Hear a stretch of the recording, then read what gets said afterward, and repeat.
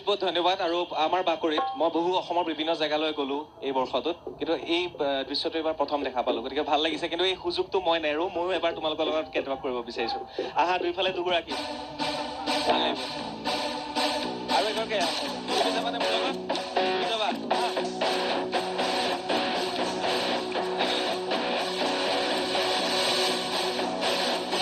ধন্যবাদ জ্ঞাপন কৰিছো আৰু এটা চকু বিৰতি লৈছো বিৰতি পিছত পুনৰ হ'ব চাই থাকক মোৰ সৈতে এমাহৰ